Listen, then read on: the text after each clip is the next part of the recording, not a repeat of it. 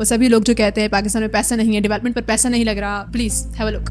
Literally 40 billion Kohistan scam. पैसा है, हमारे पास नहीं है, उनके पास है।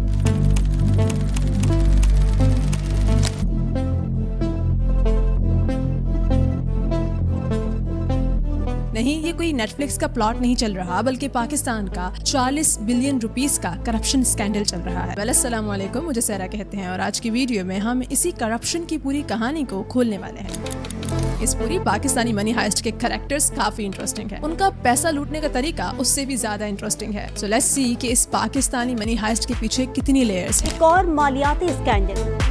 खैबर पख्तूनख्वा के सरकारी अकाउंट से 40 अरब रुपए की खुर्द-बुर्द का इंकशाफ हुआ है। 8 अहम मुल्जिमान गिरफ्तार। पीटीआई रहनुमा आजम स्वाति का एबटाबाद में घर सील कर दिया गया है। और जब मैं डॉक्यूमेंट्स देख रहा था तो मैं खुद परेशान था कि पहली दफा ऐसी स्टोरी कर रहा हूँ।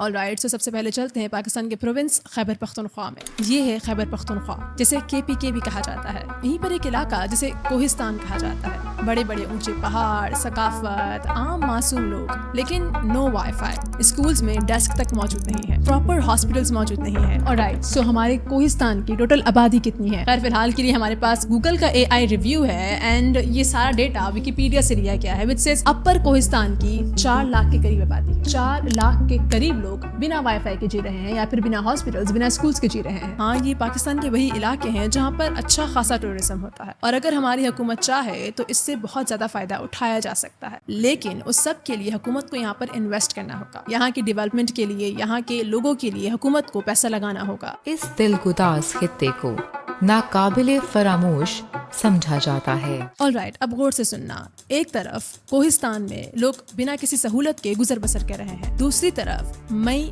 15, 2025 को एक नई चीज सामने आती है। आज खैबर पख्तूनख्वा के अकाउंटेंट जनरल यानी कि AG अपना रूटीन ऑडिट करते हैं, लेकिन आज का ये ऑडिट उनकी जिंदगी का सबसे इंटरेस्टिंग और शॉकिंग ऑडिट होने वाला था।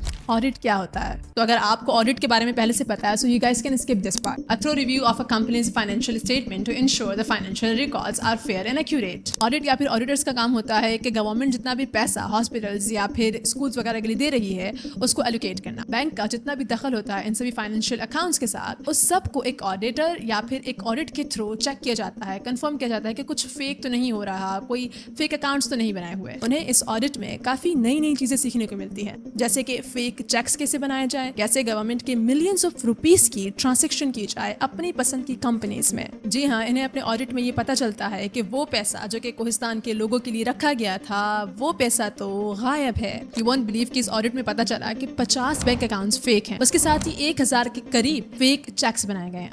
नॉट 1000 के करीब, बट 1000 से ज्यादा फेक चेक्स बनाए गए हैं। 1200 और समथिंग मे बी। और अराउंड रिसेंटली ही 3 बिलियन के करीब पैसों की ट्रांजैक्शन की गई है। इसके बाद अकाउंटेंट जनरल ने ये रिपोर्ट किया कि अपर कोहिस्तान में 29 बिलियन रुपीस की करप्शन हुई है। यहाँ से फाइनेंस डिपार्टमेंट को रिपोर्ट दी गई और उन्हें कहा गया कि डिस्ट्रिक्ट अकाउंट्स ऑफिसर को सस्पेंड कर दिया जाए। करप्शन तो हो चुकी है, लेकिन असल विलेंस कहाँ? यहाँ से एंट्री होती है हमारी कहानी के हीरो की, यानी कि जंग ग्रुप के जर्नलिस्ट अरशद अजीज मलिक की। हाँ, इस पूरे करप्शन स्कैंडल को इन्होंने एक्सपोज किया है। अगर ये ना होते तो हमें कभी भी इस करप्शन स्कैंडल के बारे में पता नहीं चलता, बिकॉज यू नो गवर्नमेंट। अब जब अरशद अजीज मलिक ने खुद से इन्वेस्टिगेशन करना शुरू करी और सब कुछ एक्सपोज किया, तो PAC यानी कि पब्लिक अकाउंट्स कमेटी, जो कि खैबर पख्तूनख्वा असेंबली की अकाउंटेबिलिटी ग्रुप है, वो काफी हैरान हो गए थे ये सब कुछ सुनने के बाद। तो फिर 3 जुलाई 2025 को मेंबर्स ने मीटिंग में कहा कोहिस्तान नहीं बल्कि पूरे खैबर पख्तूनख्वा का 500 से 600 बिलियन रुपीस का स्कैम हो सकता था। अब इसके बाद केस को सीरियसली लिया जाने लगा और NAB को इन्वॉल्व कर दिया गया। अगेन काफी basic point, but what can I do, I am just a girl. NAB क्या होता है? NAB national accountability bureau. इसे 1999 में बनाया गया था और ये पाकिस्तान का एंटी करप्शन वॉचडॉग है। इसका काम है कि जितने भी करप्शन स्कैंडल्स वगैरह हो रहे हैं उसको लेकर इन्वेस्टिगेशन करना और उन सबकी जानकारी हासिल करना। NAB ने अपनी इन्वेस्टिगेशन स्टार्ट की। पेशावर, एबटाबाद, मानसहरा, कोहिस्तान में ऑफिसेस पे रेड्स की गई। Finance department, district account office, communication and works CNW department और अकाउंट जनरल ऑफिस के रिकॉर्ड्स सीज किए गए। कंफर्म ये हुआ कि 40 बिलियन रुपीस की करप्शन हुई है एक बजट हेड से, जो ओरिजिनली कॉन्ट्रैक्टर सिक्योरिटी डिपॉजिट के लिए था।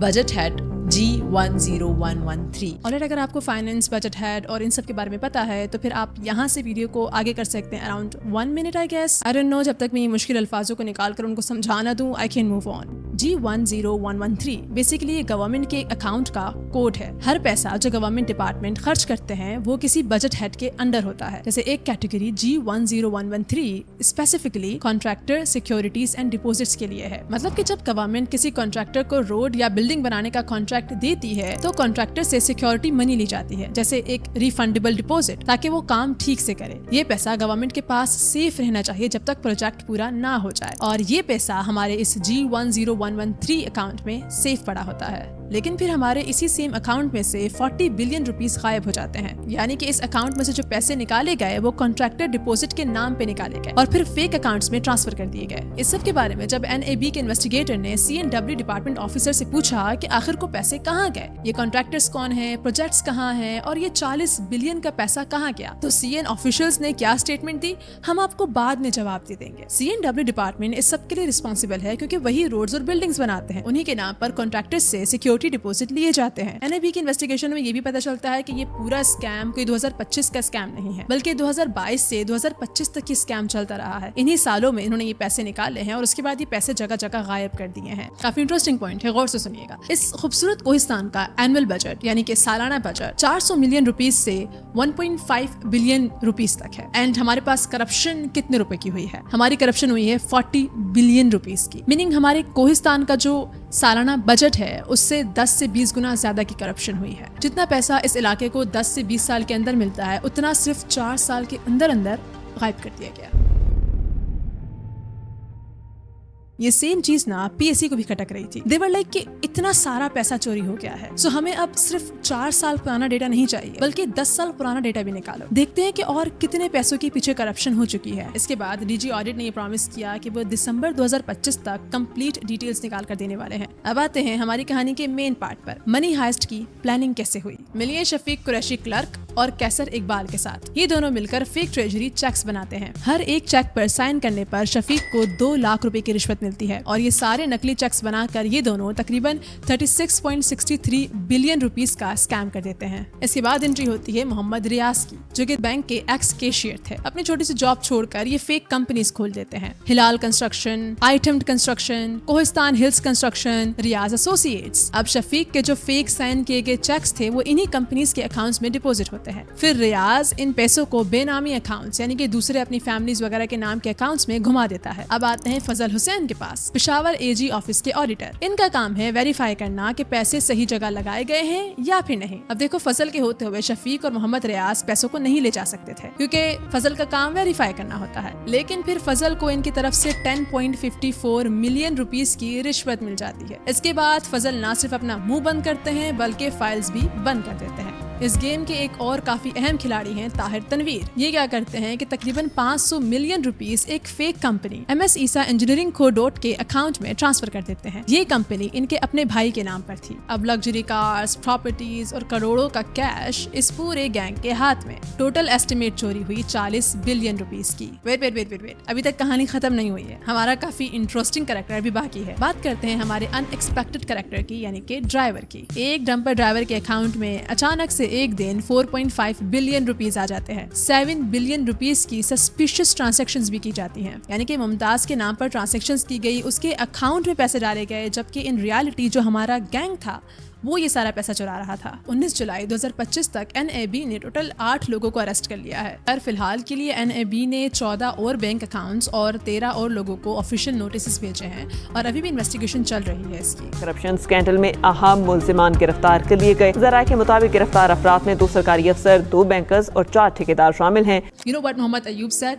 He said कि मैं आपको 3 बिलियन में से, लाइक जो उन्होंने 3 बिलियन के स्कैम में वो इन्वॉल्व थे, उन्होंने कहा कि मैं 3 बिलियन में से 1.45 बिलियन के अराउंड आपको दे दूंगा, बट मुझे जेल नहीं जाना है। लिटरली बार्गेनिंग हो रही थी करप्शन केस में करप्शन स्कैंडल में आप फंसे and you are doing the bargaining with the court and all the authorities. It was like quite actually funny to me. मुल्जिम कॉन्ट्रैक्टर अयूब की पूरी जमानत मुस्तरद कर दी गई है. इस पूरी स्टोरी का ना सबसे फनी पार्ट वो रहा है जब इन डिपार्टमेंट से सवाल किए गए कि आखिर को ये पूरी करप्शन कैसे हो रही थी. NAB के सवालों पर कोर्ट में या फिर मीटिंग्स में डिपार्टमेंट्स एक दूसरे पर ब्लेम करने लगे. फाइनेंस AG ने CNW डिपार्टमेंट के ऊपर सारा मलबा डाल दिया, जबकि CNW डिपार्टमेंट ने फाइनेंस AG के ऊपर सारा मलबा डाल दिया. PSC मीटिंग में स्पीकर बाबर सलीम ने कुछ और भी ऑर्डर्स दिए हैं. ऑर्डर्स मिले कि फेक कॉन्ट्रैक्टर्स को ब्लैकलिस्ट कर दो. उसके अलावा जितने भी STOs हैं 2019 से 2024 तक, एग्जीक्यूटिव इंजीनियर्स हैं, उन सबको भी सस्पेंड कर दो. PSC के ऑर्डर्स पर ना सिर्फ 2 ऑफिशियल्स को पहले सस्पेंड किया गया था, लेकिन फिर PSC ने अपने ऑर्डर्स स्ट्रिक्ट कर दिए. उन्होंने कहा कि नहीं, सबको हटाओ, जितने भी सब में इन्वॉल्व हैं उन सबको हटाओ. नैब ने अब तक इस केस में 25 अरब रुपए मालियत के असासे बरामद और मुंजमद किए हैं. करप्शन की रकम से खरीदा गया लग्जरी बंगला भी जब्त कर लिया गया. जराये के मुताबिक 94 करोड़ की 77 कीमती गाड़ियाँ, 1 अरब नकद, 3 किलो सोना नैब ने तहवील में लिया.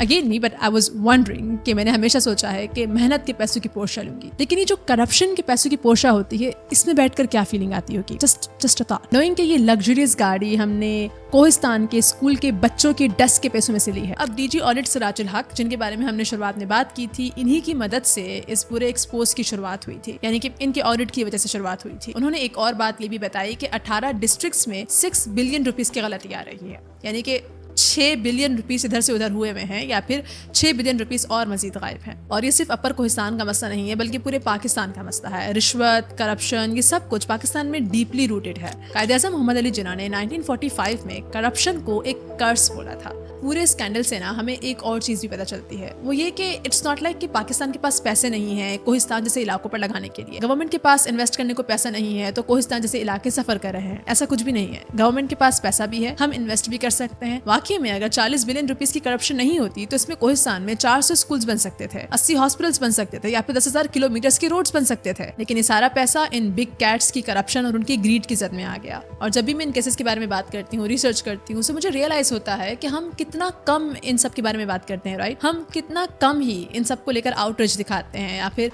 हम कितना कम ही सोशल मीडिया पर इस तरह के डिबेट्स करते हैं जहाँ पर हम करप्शन स्कैंडल्स और इन सब के बारे में बात कर सके, इन सब के बारे में जान सके, इन सब को समझ सके, ताकि हम कल को अपनी गवर्नमेंट को अकाउंटेबल ठहरा सकें, हम कल को अपनी गवर्नमेंट से सवाल कर सकें. वेल, आपको क्या लगता है, क्या फर्दर इन्वेस्टिगेशन के बाद हमें और भी बड़े बड़े नाम इस पूरे स्कैंडल में सुनने को मिल सकते हैं? Let me know in comment section. अब मिलते हैं अगली वीडियो में. अपना बहुत सारा ख्याल रखिएगा and yes, thanks for watching. अल्लाह हाफिज़.